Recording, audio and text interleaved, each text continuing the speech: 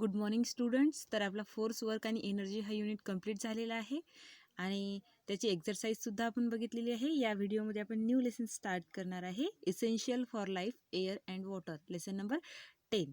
तर सगळ्यांनी page number 68 काढा.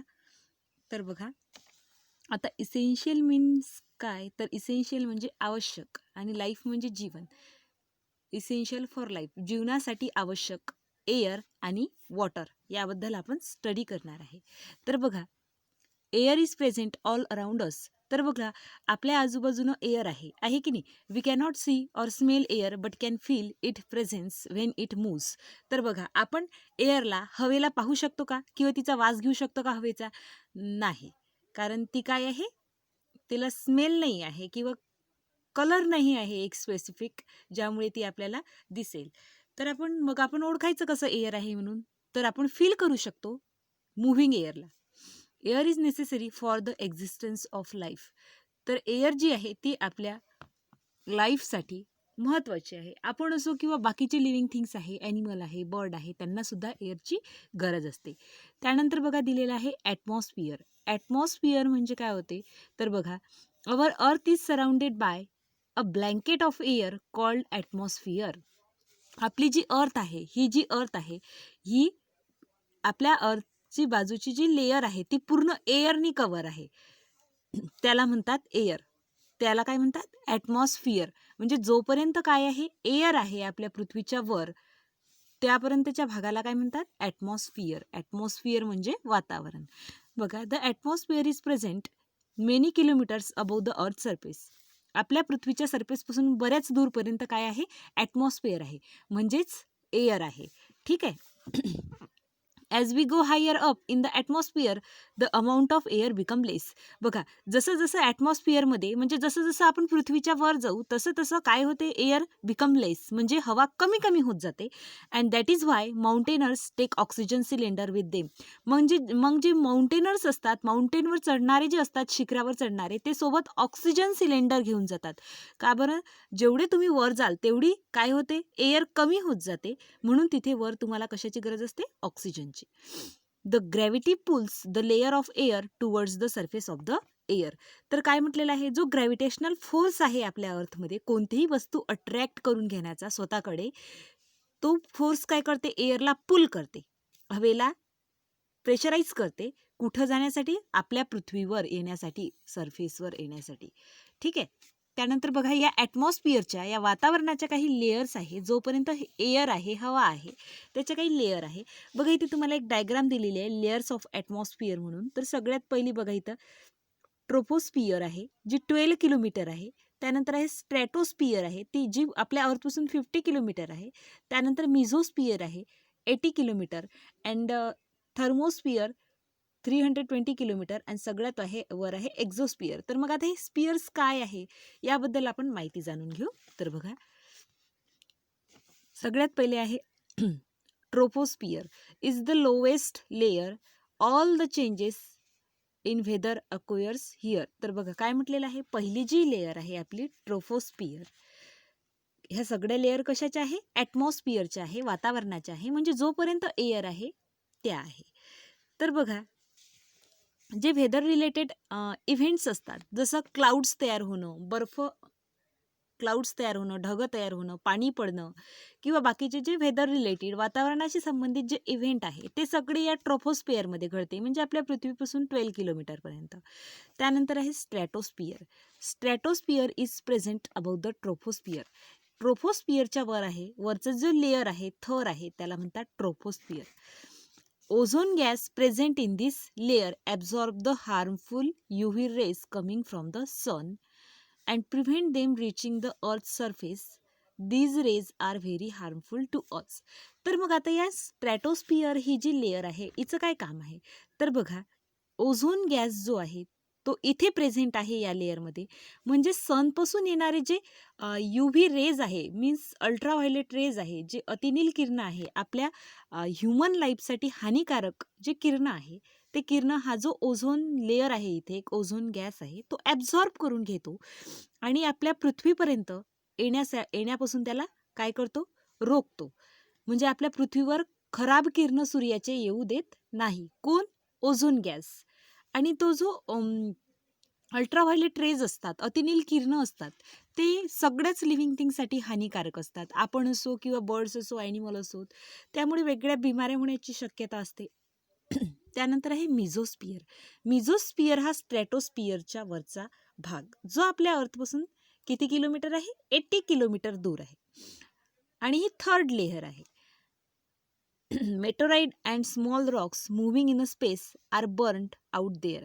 आता जे काय आहे, स्मॉल रॉक्स असतात, आपल्या जे प्लॅनेट्स असतात प्लॅनेटच्या मध्ये, ते बर्न्ड होऊन त्या या लेअरमध्ये सापडतात. Thus they do not reach to the earth. ते पृथ्वीपर्यंत पोहोचू शकतात का? नाही. जर ते रॉक्स आपल्या अर्थवर आले असते तर आपल्याला काय झालं असते, त्याच्यापासून हानी झाली असती, कुठेही येऊन आदळले असते ते. त्यानंतर आहे थर्मोस्पियर. थर्मोस्पियर ही फोर्थ लेयर आहे मिझोस्पियर नंतर. Space shuttle moves in this layer. आता जे काय अर्थवरून पाठवले जाणारे सॅटेलाइट्स आहेत ते या लेयरमध्ये फिरतात, थर्मोस्पियरमध्ये. त्यानंतर आहे एक्झोस्पियर. एक्झोस्पियर ही सगळ्यात बाहेरची लेयर आहे, आपल्या ॲटमॉस्फिअरमधली लास्ट लेयर आहे. त्यानंतर बघा इम्पॉर्टन्स ऑफ ॲटमॉस्फिअर. आता ॲटमॉस्फिअरचं काय महत्त्व आहे? ऑल लिव्हिंग बीइंग, जे लिव्हिंग बीइंग्स आहे, सजीव आहेत, ह्युमन बीइंग असो, प्लांट असो, ॲनिमल असो, बर्ड्स असो, get oxygen to breathe from the atmosphere. हे सगळे ब्रीदिंग करतात, श्वास घेतात, आहे की नाही? ऑक्सिजन घेतात एअरमधलं आणि कार्बन डायऑक्साईड काय करतात? एक्झेल करतात. मग आता हे ऑक्सिजन कुठून घेतात ते? तर ॲटमॉस्फिअरमध्ये जी एअर आहे त्या एअरमधून ते काय घेतात? ऑक्सिजन घेतात आणि कार्बन डायऑक्साईड इनहेल करतात, एक्झेल करतात, सॉरी. त्यानंतर बघा it maintain the temperature on the earth for the survival of living thing. आपल्या अर्थवरचं टेम्परेचर, तापमान मेंटेन करण्याचं कामसुद्धा ॲटमॉस्फिअर करते. It burns the meteoroids before they reach the earth. जे मेटेराइड्स आहे म्हणजे आपल्या स्पेसमध्ये जे छोटे छोटे दगड आहेत, ॲस्ट्रॉइड आहेत, त्यांना बर्न करून आपल्या पृथ्वीपर्यंत पोचू न देण्याचं काम ॲटमॉस्फिअर करते, ज्याच्यामुळे आपण प्रोटेक्टेड राहतो. आता मेटेराइड्स काय आहे इथे दिलेलं आहे तुम्हाला. मेटेराइड्स आर स्मॉल रॉक. मेटेराइड काय आहे? छोटे म्हणजे लहान दगड आहेत, ते आपल्या स्पेसमध्ये फिरत असतात. फक्त आपल्या स्पेसमध्ये स्टार, सन, मून आणि प्लॅनेट्सच आहे का? नाही. तर ॲस्ट्रॉइडसुद्धा आहेत, छोटे छोटे रॉकसुद्धा आहे जे फिरत आहे आपल्या स्पेसमध्ये. आणि ते काय आहे? दे may be harmful to us. May be ते आपल्यासाठी हार्मफुल असू शकतात. ते आपल्या पृथ्वीवर येऊन काय होऊ शकतात? आपल्या अर्थला हिट करू शकतात. आपल्या सपोज दगड मारून फेकल्यासारखं होते की नाही, तसं करू शकतात ते. पण हे जे ॲटमॉस्फिअर आहे ते मधातच त्याला बर्न करून टाकते, आपल्या पृथ्वीपर्यंत पोहोचू देत नाही आणि आपण प्रोटेक्टेड राहतो. त्यानंतर बघा it protect us from the harmful UV rays of the sun.